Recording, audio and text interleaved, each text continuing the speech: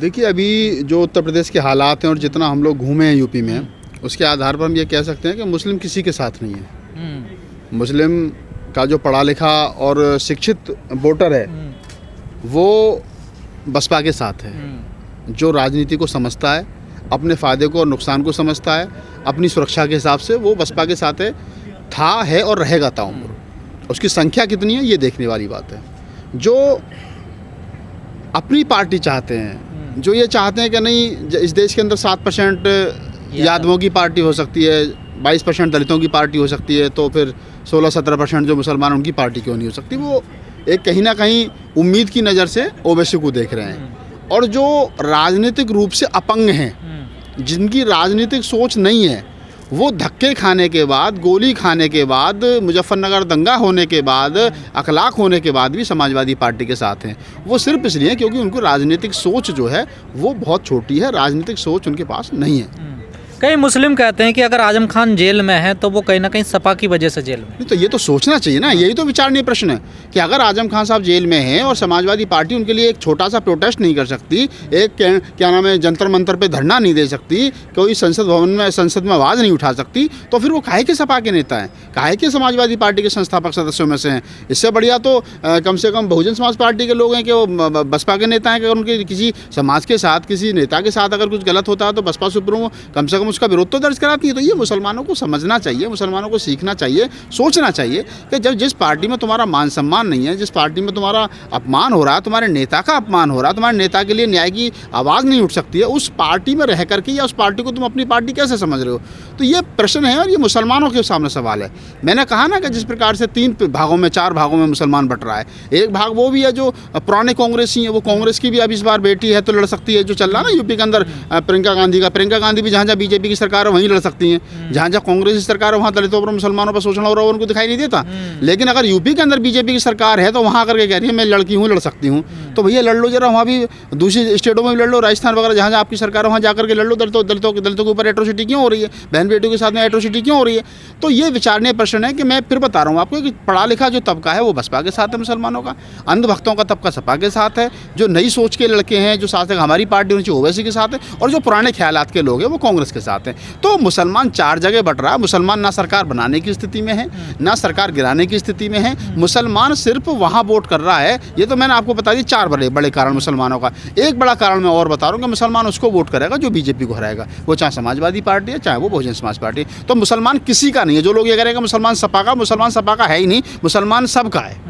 जो सपा सोच रही है इतना आसान है नहीं वैसे। नहीं, आप ये तो मुंगेरी लाल के हसीन सपने कोई भी देख लो। अगर अखिलेश यादव जी ये कह रहे हैं कि हम सरकार बना रहे हैं तो फिर भाई बहुजन समाज पार्टी के लोग अगर ये कह रहे हैं कि हम सरकार बना रहे हैं तो वो क्या भाई। अगर इस देश के अंदर 7% यादवों की पार्टी सरकार बना सकती है तो शेड्यूल कास्ट 22-23% और 23% में से अकेला 17% चमार जाटव है, तो फिर 17% जाटव चमार क्यों नहीं अपनी सरकार बना सकते। ये तो जाटव चमारों को भी सोचना चाहिए कि जब 17% जाटव चमार तुम हो तो अकेले शेड्यूल कास्ट में 23% में से और 6% अन्य हैं, तो तुम क्यों नहीं बना सकते सरकार। अब हमारे यहाँ भी बहुत सारे कुछ अपंग मंदबुद्धि लोग पैदा हो गए जो ये कहने का नहीं बीजेपी को रोकना है तो सपा को वोट दो। भाई तुम इतने कमजोर कब से होने लगे। इस देश का चमार जाटव उत्तर प्रदेश का तुमने 4 बार सरकारें चलाई, उत्तर दलितों ने 23% 24% दलित ने 4 बार सरकार बनाई। तुम 23% दलित को अब 7% यादवों की जो है वो पार्टी बचाएगी।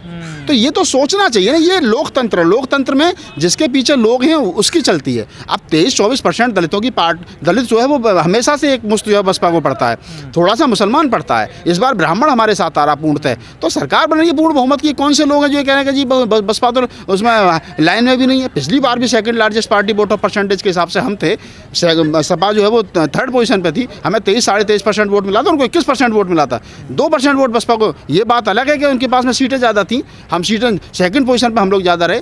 तो ये समझना चाहिए, दलित को भी समझना चाहिए, मुसलमान को भी समझना चाहिए। दलित और मुसलमान गठजोड़ जब होगा और वो बसपा को पड़ेगा, ब्राह्मण हमारे साथ आ रहा है, मोस्ट बैकवर्ड हमारे साथ आ रहा है, तो हम भारी बहुमत से चुनाव आसानी से जीत जाएंगे। बसपा आसानी से जीत जाएगी। समाजवादी पार्टी हवा में है, रोड पे नहीं है। अब कितने %? अभी राजभर चलेंगे साहब, कितने राजभर हैं उत्तर प्रदेश के अंदर बताओ मुझे। निषाद चलेंगे, कितने निषाद हैं साहब, और कितने हैं। अरे भाई मैं कह रहा हूँ 50 सीट 20 सीट ऐसी मान लीजिए जो राजभर बाहुल्य, वहाँ बहुजन समाज पार्टी भी लगाएगी, सपा भी लड़ाएगी, बीजेपी भी लड़ाएगी, कांग्रेस भी लड़ाएगी, सारी पार्टियाँ लड़ाएंगी, ओवैसी भी राजभर लड़ाएंगे। कहाँ अकेले राजभर जिता लेंगे। एक जाति किसी भी राजनीतिक पार्टी को की सरकार नहीं बना सकती है, समझना चाहिए। चाहे वो मुसलमान है, चाहे वो दलित है, चाहे वो ब्राह्मण है, चाहे वो अन्य है, सबको समझना चाहिए कि अगर आपको सरकार बनानी है, अगर आपको समतामूलक, करुणा और संविधान की रक्षा करने के लिए, मानवता की रक्षा करने के लिए, लॉ एंड ऑर्डर रक्षा करने के लिए सरकार बनानी है, तो आपको बसपा के लिए वोट करना पड़ेगा। बसपा ही एक ऐसी पार्टी है जो उत्तर प्रदेश के अंदर जब अयोध्या का भी मामले का फैसला आया था तो उसने दंगा नहीं होने दिया। बसपा ही ऐसी पार्टी है कि उसकी 5 साल की सरकार में, पूर्ण बहुमत की सरकार में एक भी दंगा नहीं हुआ। अखिलेश जी की सरकार में 142 140 दंगे हुए थे।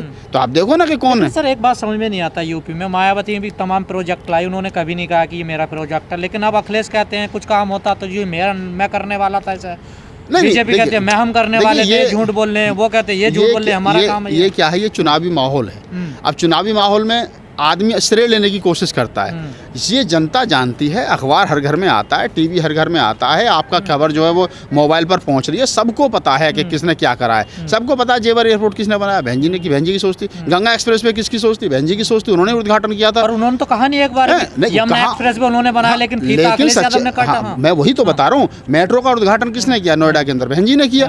तो ये सारे प्रोजेक्ट बसपा के हैं। लेकिन अब ये कह रहे हैं हम सरकारी आवास देंगे। अरे मान्यवर शहरी ग्रामीण जो काशीराम आवास योजना है, पूरे उत्तर प्रदेश के अंदर जो शहरों में बनाए गए, लाखों 20 लाख लोगों को यार सरकारी आवास मुफ्त में दिए गए, 2 कमरों के सेट। तुम कब दोगे? बसपा ने इतना काम किया। हाँ, मैं मान सकता हूँ कि बसपा के प्रवक्ता, बसपा के जो तमाम बड़े नेता हैं, छोटे नेता हैं, उनको चाहिए कि अपने कामों को बताएं। जैसे हम बता रहे हैं तो उनको बताना चाहिए, ताकि आम लोगों तक ये पहुँचे कि बसपा सरकार ने, बहन कुमारी मायावती जी ने किया, तभी जा करके आम लोगों तक सही बात जो है वो नहीं। मैं वही कह रहा हूँ ना कि कहीं ना कहीं डायलॉग डिलीवरी प्रॉपर नहीं हो पा रही है, कम्युनिकेशन गैप हो रहा है, तो उस पर काम होना चाहिए। और सोशल मीडिया के थ्रू हम लोग कोशिश कर रहे हैं कि वो जो काम है वो जन जन तक पहुँचे। उस पर पार्टी के बड़े नेताओं के साथ, माननीय सतीश चंद्र मिश्रा जी के साथ हमारी 2-3 दौर की बातचीत हुई है, फाइनल भी हो गई है, कुछ लोगों को लगाया भी गया। तमाम पार्टियां फ्री में रेवड़ी बांटती फिर रही हैं, आप लोग कुछ नहीं बांट रहे हैं? नहीं, ये जो कहने का रेवड़ी बांटती फिर रही है तमाम पार्टियां या कुछ कर रही है, 300 यूनिट दे रहा है, कुछ दे रहा है। अब ये 300 यूनिट वालों से पूछो ना, कहाँ से दोगे तुम? ये 300 यूनिट जो यूपी में जाकर के फ्री दे रहे हैं, दिल्ली में ये SC ST वेलफेयर फंड का 27,000 करोड़ रुपए खा गए। केजरीवाल जी दिल्ली में SC ST वेलफेयर का 27,000 करोड़ रुपए गबन कर गए। MCD के डॉक्टरों को तनख्वाह नहीं मिल रही, सफाई कर्मचारियों को तनख्वाह नहीं मिल रही। पंजाब में जाकर के कह रहे हैं कि हम जो है वो, उत्तर प्रदेश में जाकर के कह रहे हैं कि हम तो जो डेली वेज के लोग हैं उनको पक्का करेंगे। पहले दिल्ली में तो पक्का कर लो। यहाँ जो ये टीचरों की तनख्वाह नहीं आ रही है, MCD के सफाई कर्मचारियों की तनख्वाह नहीं आ रही है, डेली वेज पे काम कर रहे हैं, ये 10-10 15-15 हज़ार रुपये में धक्के खा रहे हैं। पहले यहाँ तो सुधार कर लो। तो ये कहने में, इनकी कथनी में और करनी में बहुत फ़र्क है। ये लोग, केजरीवाल जी भी बीजेपी, लाला जी हैं वो भी उनका भी कच्चा तो नीचे खाकी है ही ना। तो ये क्या है ना कि ये सब एक ही थाली के चट्टे बट्टे हैं, चाहे कांग्रेस हो, चाहे बीजेपी हो, चाहे केजरीवाल हो। RSS हमेशा से करती रही, उनकी 2 पार्टी हैं, एक कांग्रेस और एक बीजेपी। जब कांग्रेस का वोट ट्रांसफर होता तो बीजेपी में जाता था, बीजेपी से ट्रांसफर होता तो क्या नाम कांग्रेस में जाता था। लेकिन जब वो दोनों से वोटर नाखुश हो जाता तो वो तीसरा विकल्प ढूंढता है। तो तीसरा, चाहे वो RJD है, चाहे सपा है, चाहे बसपा है, चाहे अन्य क्षेत्रीय दल हैं। लेकिन अब उनको लगा कि अच्छा लोग तीसरा विकल्प, तो उन्होंने तीसरा विकल्प भी अपना बना करके तैयार कर दिया, जो केजरीवाल है। ये भी RSS की ही चाल है और उन्हीं का विकल्प है।